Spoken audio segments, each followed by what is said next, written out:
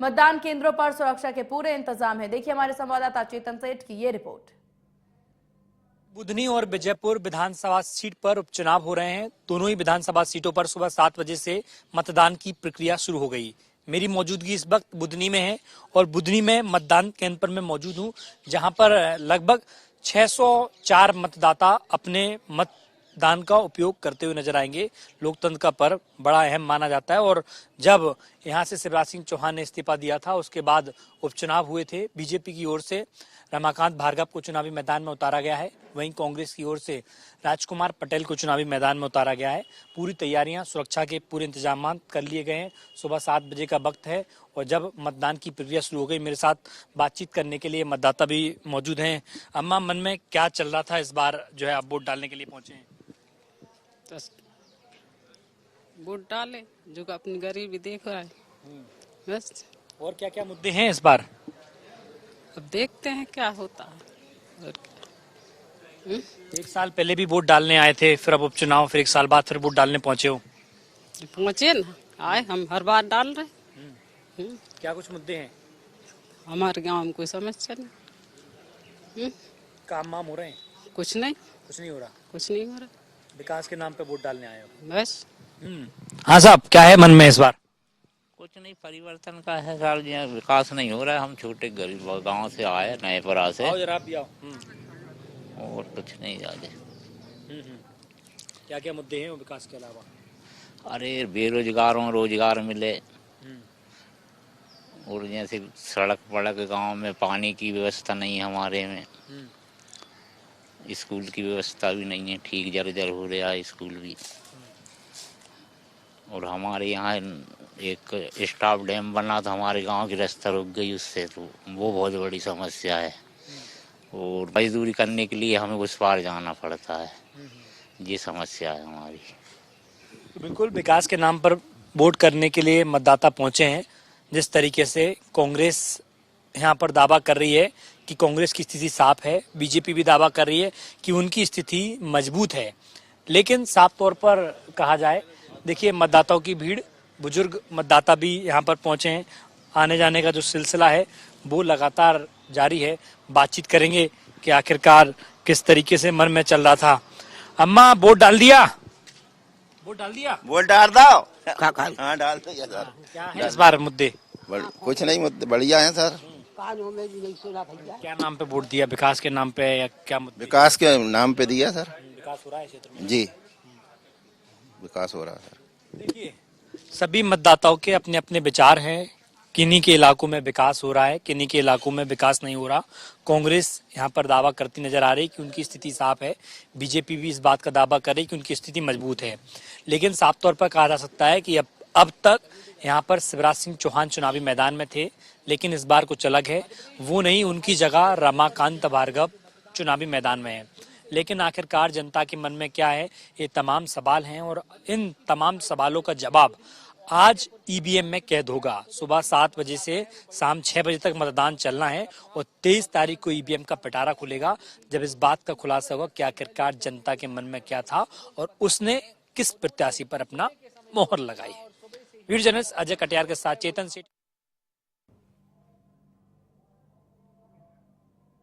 खबरों में आगे बढ़ते हैं, जहां बुधनी विधानसभा सीट पर वोटिंग जारी है। मतदान के लिए 363 पोलिंग बूथ बनाए गए हैं। 1500 सुरक्षा कर्मी तैनात किए गए। सुबह से ही लोग मतदान करने के लिए भी यहां पहुंच रहे हैं। मौजूद है हम बुधनी विधानसभा के बहरूंदा में, जहां पर उपचुनाव की प्रक्रिया संपन्न कराई जा रही है। वहीं पर बुधनी विधानसभा के 2,76,000 मतदाता अपने मत का प्रयोग करेंगे। उनके लिए 363 पोलिंग बूथ बनाए गए हैं। उन्हीं में से 144 पोलिंग बूथ को अति संवेदनशील में रखा गया है। उनके लिए 1500 कर्मचारी सुरक्षा के लिए तैनात किए गए हैं। मतदान प्रक्रिया को संपन्न कराने के लिए 2000 कर्मचारियों की तैनाती की गई है। आए थे तो किन किन मुद्दों को लेकर आपने वोट किया? भ्रष्टाचार, अवैध उत्खनन, स्वास्थ्य की सुविधाएं यहाँ पर लचर पड़ी हुई है। उसके बाद में जितने भी शासकीय कार्यालय हैं, वहाँ पर कोई भी काम कराने के लिए कोई आम व्यक्ति जाता है तो बिना पैसे लिए दिए उसका कोई काम होता नहीं है। इसलिए इस बार बुधनी विधानसभा की जनता परिवर्तन के लिए वोट करने जा रही है और भैया हमारे कांग्रेस पार्टी के उम्मीदवार को चुनाव जिताने जा रही है। क्या क्या क्या मुद्दे हैं आपके? वैसे अगर देखा जाए तो भारतीय जनता पार्टी के 18 वर्ष के शासनकाल में कोई मुद्दे ऐसे छूटे नहीं हैं और कुछ मुद्दे अगर हैं भी तो वो पूरे होंगे। कोई ऐसा किस सब विधायक आपका होना चाहिए? विधायक जो जनता की सेवा करे, जनता को सारा प्रोटेक्शन और क्या क्या विकास होने चाहिए क्षेत्र में? विकास में सर बिजली हो, पानी हो, स्वास्थ्य हो, ये विकास होना चाहिए।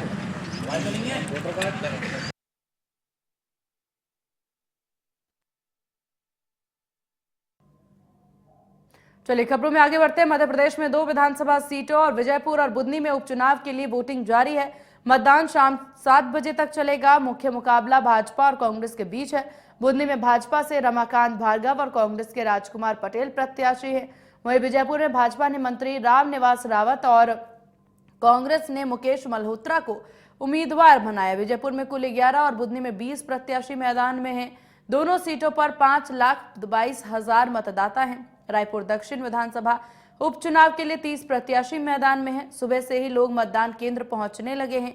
यहां पर मुख्य मुकाबला बीजेपी से सुनील सोनी और कांग्रेस से आकाश शर्मा के बीच में। सुरक्षा के लिहाज से करीब लगभग 500 जवानों के साथ 5 सीआरपीएफ की कंपनी तैनात है। 23 नवंबर को इसके नतीजे आएंगे और आज उपचुनावों को लेकर के बात करेंगे। चर्चा के लिए मेहमान भी हमारे साथ जुड़ेंगे।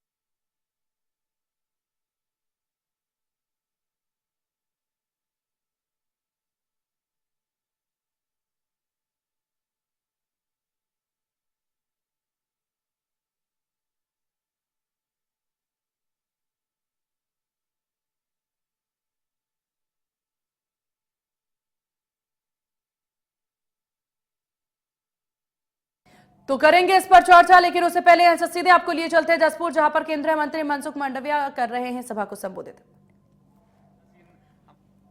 अतिथियों के करकमलों से प्रदान किया जा रहा है। तालियां जोरदार बजती रहे। युवा खिलाड़ियों को सम्मानित किया जा रहा है, ऐसा मंच है। मैं निवेदन करूंगा अजय कुमार आते जाएं मंच पर। जूनियर नेशनल यशपाल ध्रुवे, सर्वज्ञ मरकाम, हिमांशु नेताम, साक्षी भगत, मंच पे जितने खिलाड़ी हैं प्लीज जल्दी जल्दी आते जाएं।